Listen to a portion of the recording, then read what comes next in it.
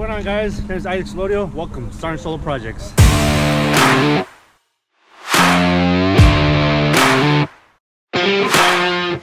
Hey, good morning, everybody. Man, it's 5 o'clock Saturday, heading up to 29 Palms to do our first veteran business of the month.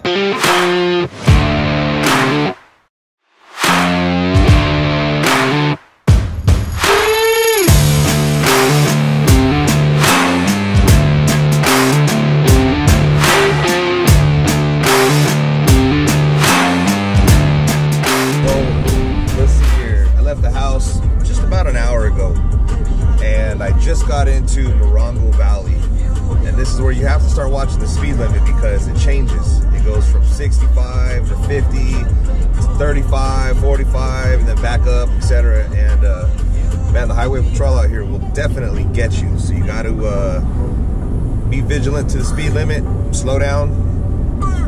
It's a long drive.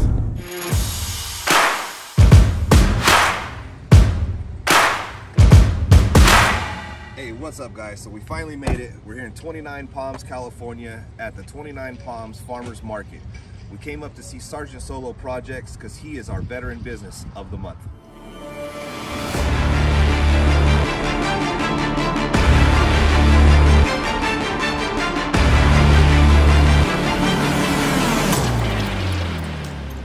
All right, let's go check this out. So far I'm seeing you got some food places, you got some vegetables, you got some strawberries, looks like some corn.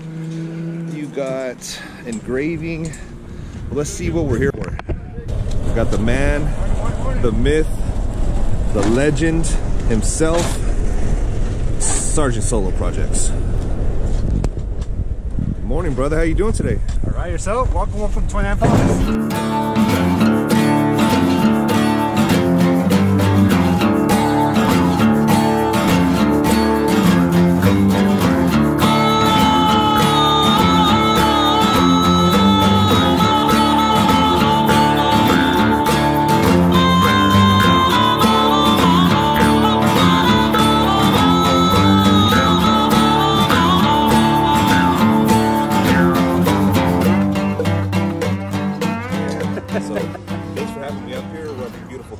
Palms. We're with Sergeant Solo Projects himself.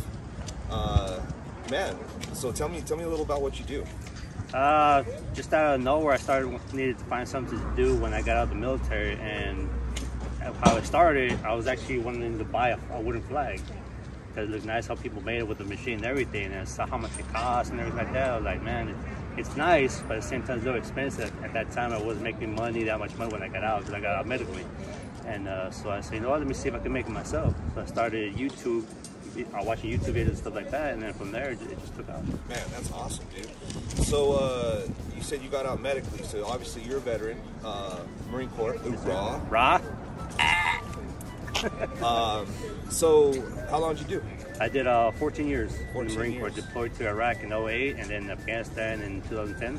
But I got injured in 2009. That's what really, that's what the main one is, the reason why I got out in the first place. Man, so obviously I take it this somehow helps you with your daily coping of the stresses of life, etc. Yeah, it does. Actually, when I'm doing this, I'm like in my own little world. It's more therapeutic than anything else. I don't do it for the money. It's mainly for people seeing stuff I do with my own hands, and people appreciate just the look on their faces and their reactions. What really pay off in this whole thing.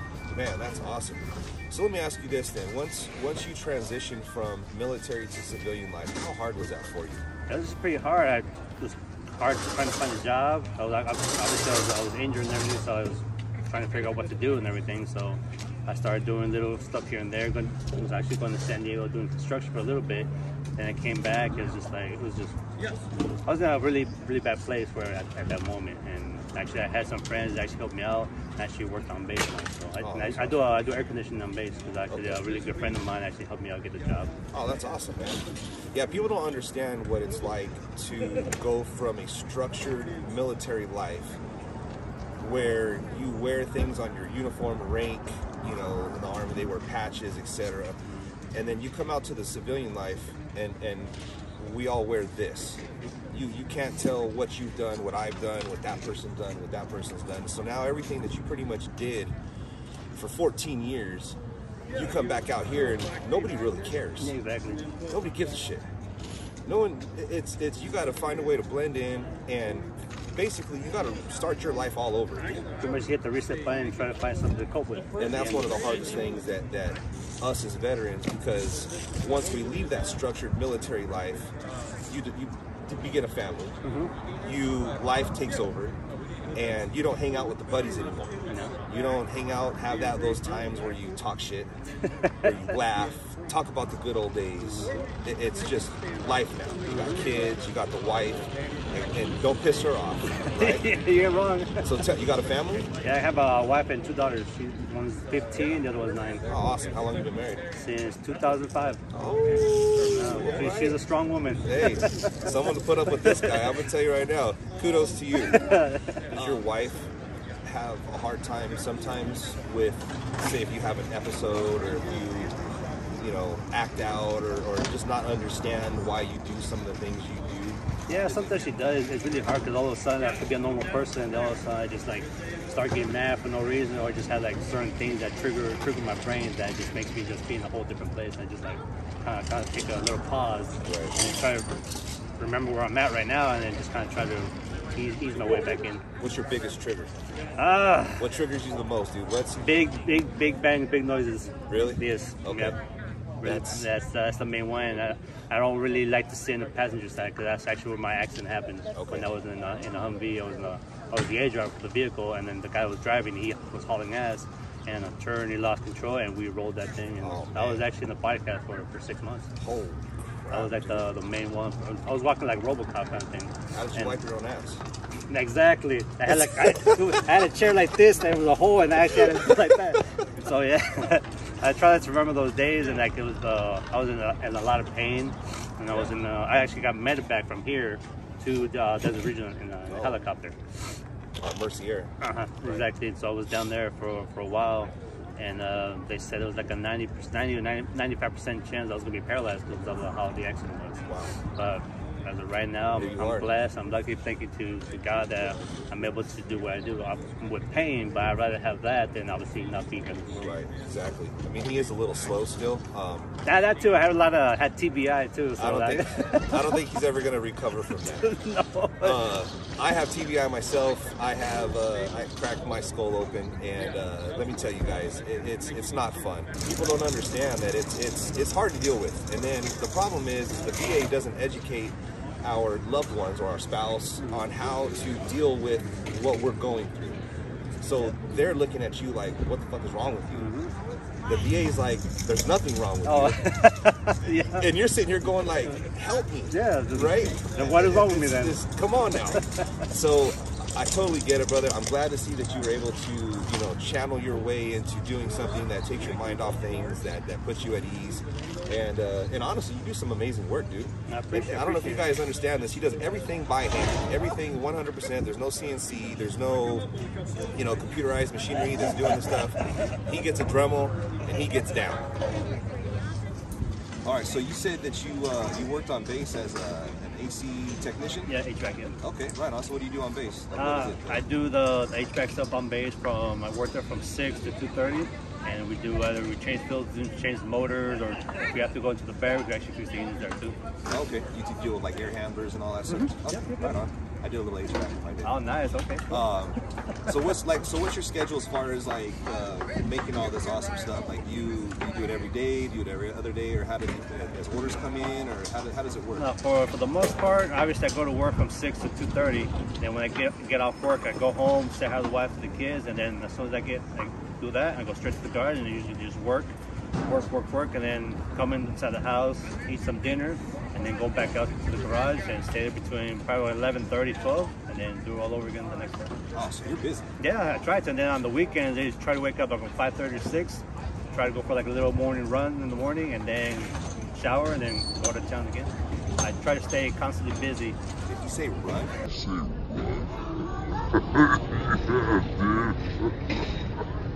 No. We got to look that word up because I still don't know what that means. I don't understand it. Running.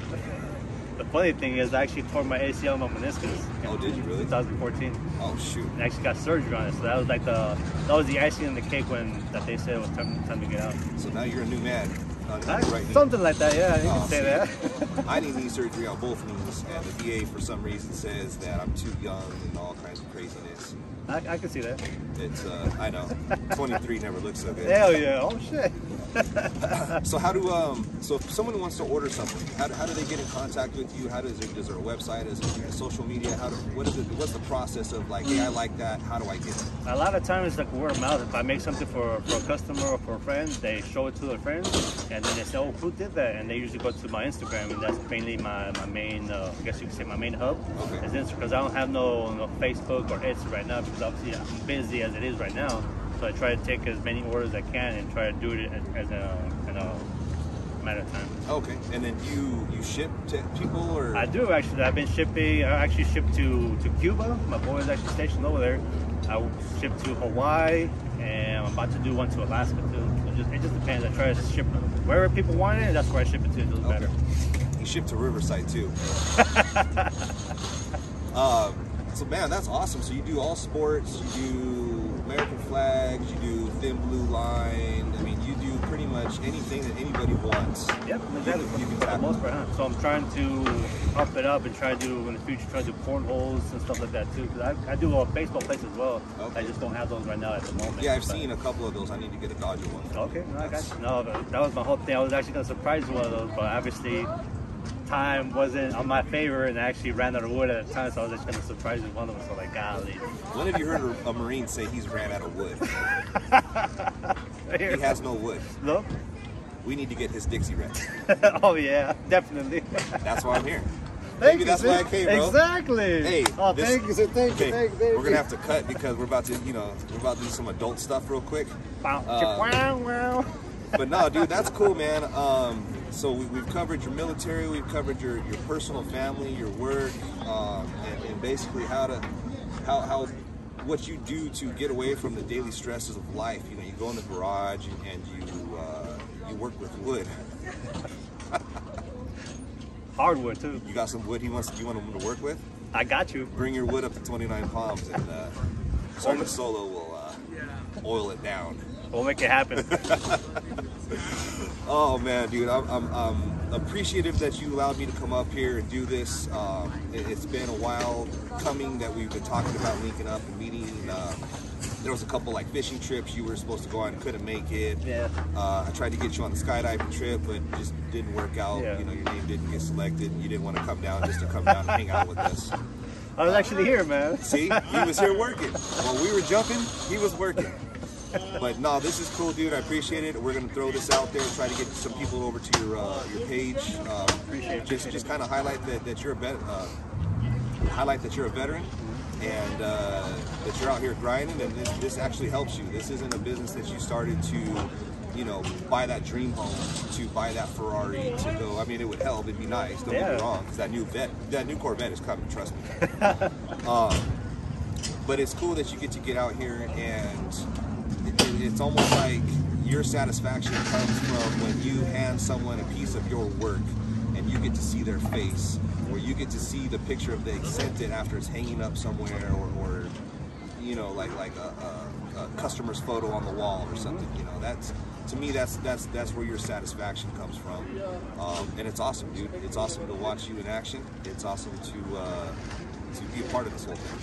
So at the end, that's actually the big payment for this whole thing. When somebody sends me a picture and says, "Oh, dude, look at it, it's on my wall already," and send me a picture, and that's when I post it on my Instagram, and that's the best feeling for doing this type of work. That's awesome, dude. Well, I appreciate you having me out, brother. Thank you so much. Thank you, sir. Appreciate the man right here, Isaac Sergeant Solo. Hit him up on Instagram, Sergeant Solo Projects.